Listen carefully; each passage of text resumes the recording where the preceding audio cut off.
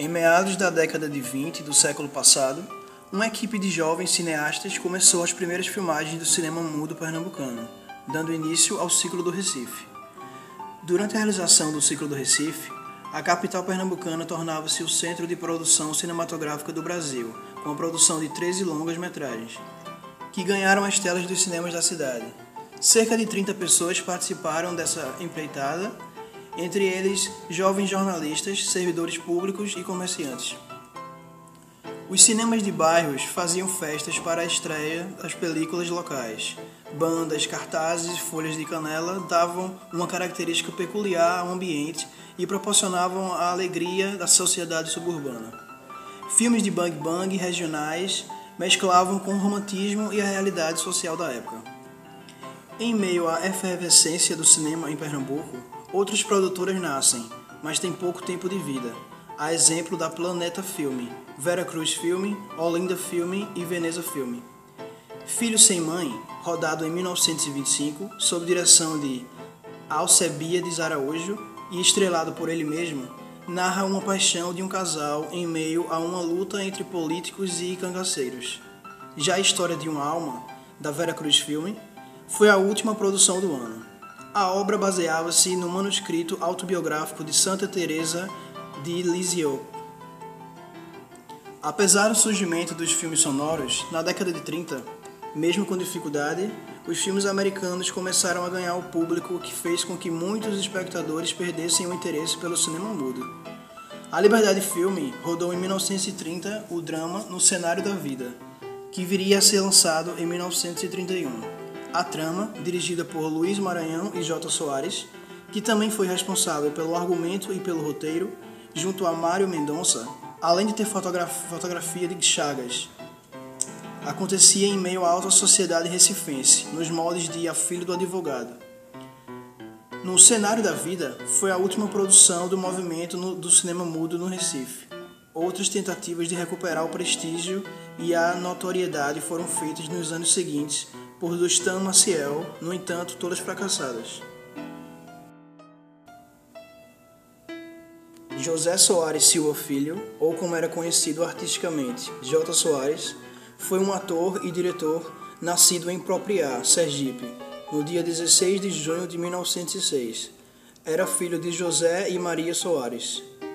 Sua paixão pelo cinema nasceu na infância, por causa de um amigo de sua família que possuía um pequeno projetor e rodava filmes de Charles Pathé e Georges Méliès. Em 1911, começou seus primeiros estudos em Propriá e depois cursou o primário em Aracaju.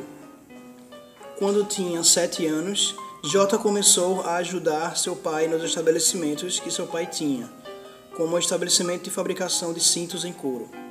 Em 1913, e em Propriá, seu pai fundou o Cine Guarani, e a participação de Jota nesse empreendimento foi de extrema importância para sua atuação e influência no cinema de Pernambuco.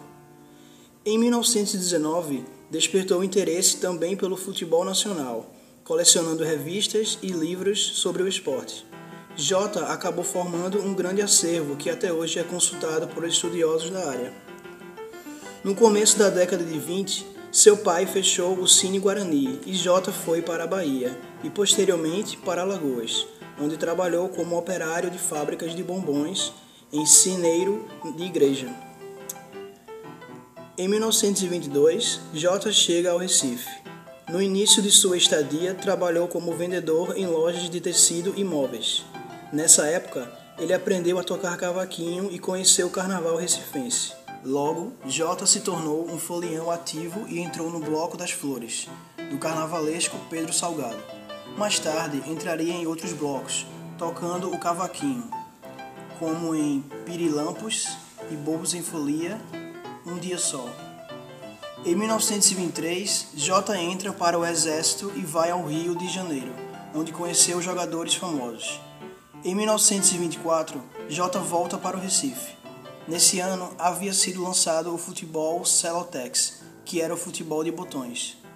Jota criou várias ligas pela cidade, tornando a brincadeira uma febre em vários bairros.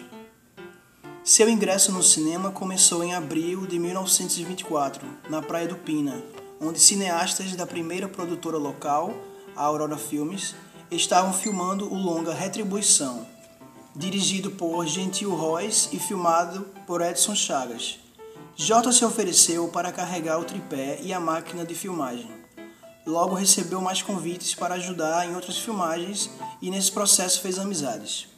Ali ele começava a construir seu marco no cinema pernambucano. Retribuição estreou no Cine Royal em 1925 e foi um sucesso de público.